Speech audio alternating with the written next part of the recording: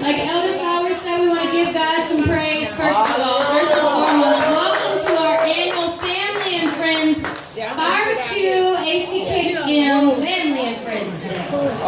Right now coming up, we have the very treat that birthed me and several others here at ACKM in the art of spoken word and oral poetry. The gentleman that is going to be coming forward now has over 25 years in entertainment.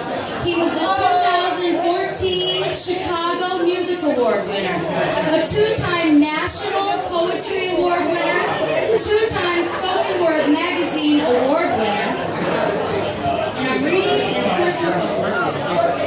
Six-time international artist. He has 15 released spoken word albums. He's the president and founder of POET, People of Extraordinary Talent, the POET shirts that you all see me wearing all the time. He's creator and CEO of POET Radio, which was established in 2011. He's creator and founder of the Legends of Hip Hop, which was established in 2013.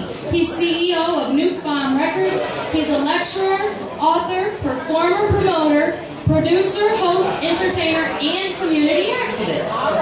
So ladies and gentlemen, if I can please have your attention, I would like to give you Blaq Ice, King of Poetry.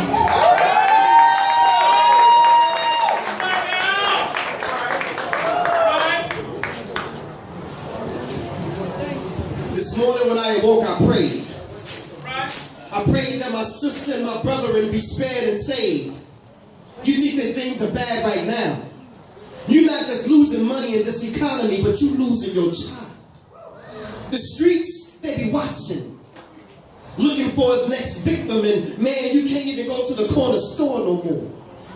Some of our inner city schools are like prisons, metal detectors, armed guards. With an outdated school curriculum, keeping our children mentally locked up behind bars, how can our babies not be scarred? Now, my oldest sister is 11 years older than me.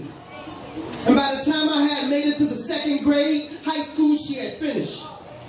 So tell me, why was it in sixth grade I was issued English books with her name still in it? The odds are against us. But then again, they have always been.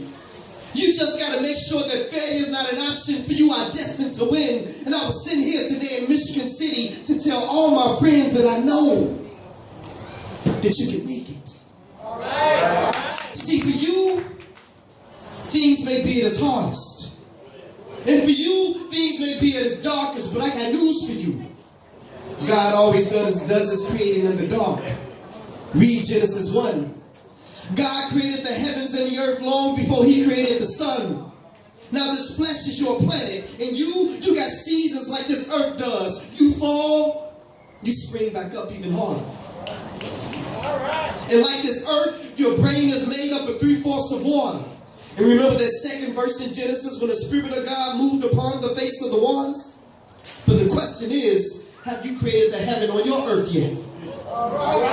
See, if heaven is where the kingdom of God is, and the kingdom of God is his home, then in order for him to dwell inside you, you have to allow the king to rest on your dome.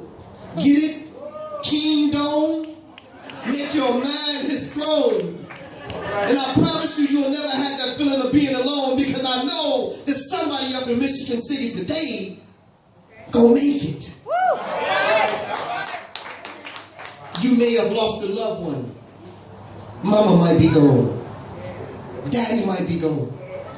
But he'll give you the will to be strong. Just listen when he speaks to you.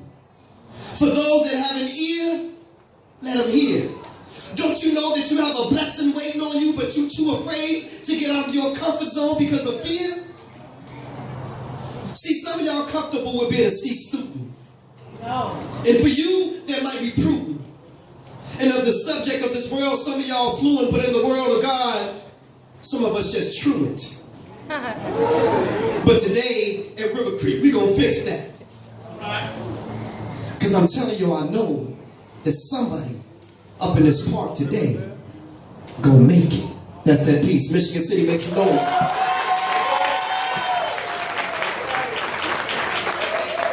I appreciate that. I come from Chicago in the Inglewood community, and the Inglewood community, we're proud of the accomplishments of some of the folks that have come out of our neighborhood, such as Jennifer Hudson, such as Derrick Rose, and many others have come out of the Inglewood community and have done some great things. But when you type in the worst or the 4 most dangerous neighborhoods in the United States of America, Inglewood is part of the top 20.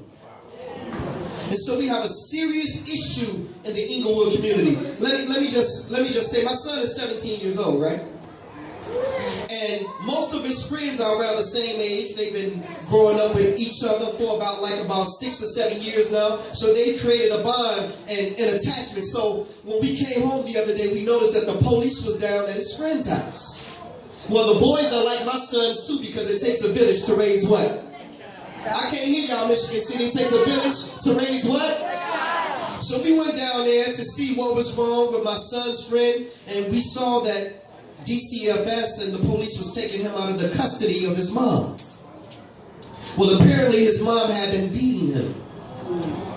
And so they don't want to put you in a system if you have a family member that you can go into custody to. So they said, well, what about an aunt? What about a grandmother? What about an uncle? Is it anybody that you want to stay with? And the little boy looked at him. He said, well, no, because we have a history of abuse in my family. All of them have put me. All of them have beat me. So they said, is there anybody that you want to stay with, young man? And he looked at him with tears in his eyes. He said, officer, I want to stay with the Miami Heat because since LeBron James left, they ain't going to be beating nobody. Y'all ain't ready. Y'all ain't ready. Y'all ain't ready, Michigan City.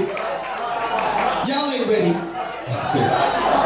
Y'all ain't ready, Michigan City. I want to take y'all on a journey through my life real quick. I want to do this piece that I wrote about my son. It's called Hero. And the story is self-explaining, but I had to get custody of him and raise him as a single father, so this is my story. Today my son was asked the question by his teacher to draw a picture of his hero. And after thinking for a moment about who made the most De Niro, he drew a picture of me and the Nero. Came home and he posted it on the refrigerator door, and when I saw it, it touched me to the core. I was outdone. There's nothing more that a father wants to hear than admirations from his son. So that night as I tucked him in, I wanted to be crystal clear, so I sincerely whispered in his ear, son, I love you. And yawning with his hands in front of his mouth, he said, Daddy, I love you too. As he laid in front of me, I was touched. It was like a needle had stuck me in my arm and my blood was right in front of me, so I thought to myself, I wonder, does he really know for me what he has done? And does he know that I never could have been a father until he made me one? And that until he was born, I never really knew me.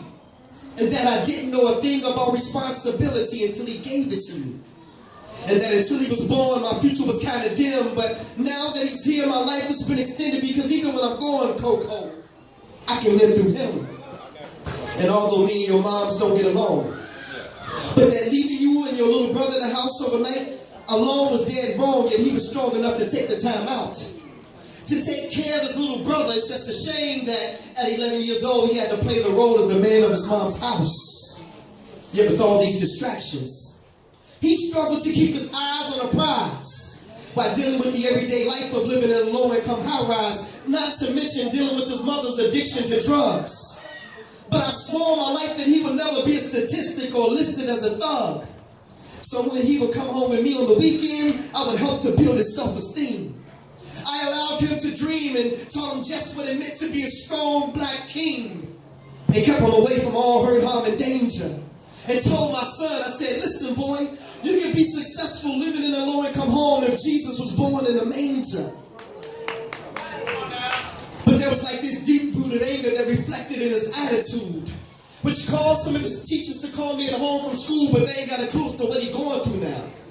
And until he found a way to channel his anger, it just kept on slowing him down. But I'm proud to announce that he finally got it under control. Not only